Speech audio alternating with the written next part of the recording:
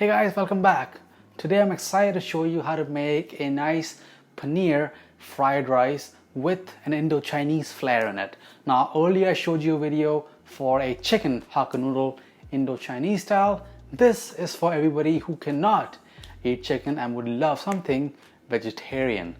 You can find the full recipe on the website and be sure to hit like if you enjoy this recipe. So I'm going to start by using some arborio rice. Now this rice is a bit different. It's Italian style. I know it's not Indo-Chinese, but any short grain rice like this, something that's not long and fragile like basmati, will be perfect for a recipe like this. Now arborio happens to be my favorite short grain rice and it's just easily accessible where I live. So pick your rice and let's start cooking it. I'm going to show you how to make it in the boil method instead of the steam method. Now I'll tell you what those two are in a bit, but here I have my rice which I've already rinsed. Get any excess starch out. Put that all in the pot or saucepan you're going to use to cook the rice. And now add in your veg broth, or you can make this with water as well, and let that come up to a boil. And then let that come up to a boil. Now, the difference between the boil and the steam method is kind of trivial, but I'll explain it pretty quickly. Boil method, you don't worry about any ratios. You take the grain, you put the water, you boil it until the grain is cooked, in this case the rice. For the steam method, you have to have the precise ratio. Usually for basmati rice, it's 1 portion rice and 2 portions of water. And then once you bring that to a simmer, you lower the heat, cover the pot with a small slit for excess steam to escape, and the rice literally steams. While in the other case, the rice literally is boiling in the water. Now when the rice is done cooking, just don't worry about the excess water. Just simply drain what you can, then have a large plate, baking sheet with some parchment paper or newspaper. Spread the rice evenly in a thin layer. This works great, by the way, if you have leftover rice from the previous day, but for fresh rice we want to dry it out a little bit, so that's why we're gonna spread that in one thin layer, let that cool down completely, and if it's a little moist, just put another layer of parchment paper or newspaper over the top just to get any excess moisture out. But just dry this out and let it cool down. Okay, so the rice is ready. It's resting on the baking sheet. It's completely cooled down. We have our wok heating up on medium-high heat, and we'll start having some fun with it. But before that, if you want to push yourself in the kitchen, if you really want to be creative, try new things, and just need a push, check out the free guide down below. I hope you can find some inspiration to get you cooking this summer. So in your wok, first add in your sesame oil. Now usually sesame oil is used for finishing dishes, but I just love it so much, I just use it throughout the dish. I don't find it overpowering, but in case you do, you don't want too much sesame flavor, then make it with peanut oil and then finish the dish with some sesame oil. So once the oil is hot, add in your garlic. We'll saute this for about 30 seconds. It's becoming really nice and fragrant right now. And after you start feeling the aromas, add in your protein. In this case, my paneer. I've diced it up into small pieces. And I'll tell you why. You'll notice that everything, every veggie and the starch that we'll add to this dish will have the same shape. Let's talk about that. So call it what you want, but there's a silent rule of Chinese cooking that every element of the dish should follow the same shape. It makes the eating experience much better because everything is expected. It'll be strange if you're having, let's say, noodles and you find chunks of pepper. It just doesn't flow with the noodles. Same thing with rice, small bits of rice.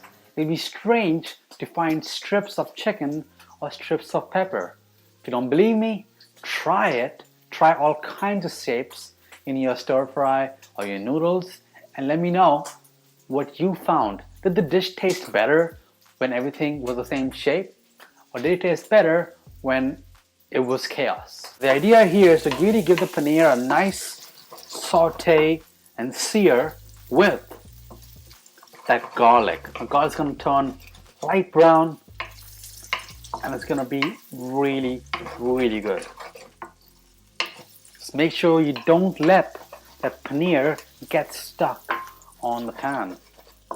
And for those of you who cannot find paneer easily and you can't find tofu either, or you don't want tofu, then I have a really simple recipe on how to make paneer right at home. All you need is some milk and some buttermilk. There are other alternatives as well, which you'll find in the full recipe down below. Also season this with a bit of salt and pepper, just to your personal tastes. Now look at this. Look at how nicely colored this is. Now for those of you who don't eat paneer or dairy, just use tofu instead. Perfect. So add in the rest of the veggies. And I'm going to use my handy little tool to add in my onions, some red peppers, some carrots and beans, poblano pepper, and some ginger. Just a nice fun variation of veggies, all kinds of veggies. Really give this dish some pop, some color, and a whole lot of flavor. Make sure you shake it, and any burnt bits or any stuck bits of the paneer, tofu, garlic, just scrape that right out. Now the veggies are chopped pretty small, gonna cook really quick. We don't want to completely cook the veggies. We'll half cook it so that they still have that nice bright poppy color and it's not too soft. It still has a bit of a crunch, and that's the way I like my stir fries. And a small pinch of salt goes a long way. And the heat is on high, remember that. So it's gonna cook fast. You're gonna keep stirring to make sure that nothing is burning. And honestly, it's been only about maybe 4-5 minutes. I am happy with this. Just look at it. You can taste it through that steam on that camera, right?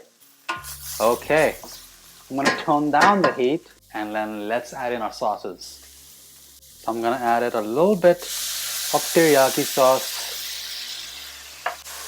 a spoonful of chili garlic sauce. That's the one that I'm using. Then some rice wine vinegar, just a spoon and a half. Just give this a really good mix. Toss and coat those veggies in those sauces. Look at that. Now I'm gonna turn the heat back on. That hot heat and the sesame oil in here is gonna help prevent the rice from sticking. Now I'm gonna add in all of this rice. Now stir fast, toss and coat the rice with the sauces. We want to lightly roast that rice, dry it a little bit, and you can really see the shapes, the evenness, how everything looks similar. Gas off. Garnish with green onions.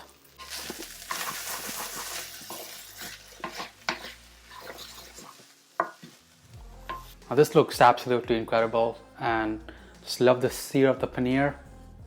Just the soft, lightly seared rice, veggies. I can really eat this all day. It's just so good. Now, any veggies that are in season for you, toss those in there. Make it your own. Now this in no ways is a Chinese dish. It's an Indo-Chinese dish, and that's huge in India.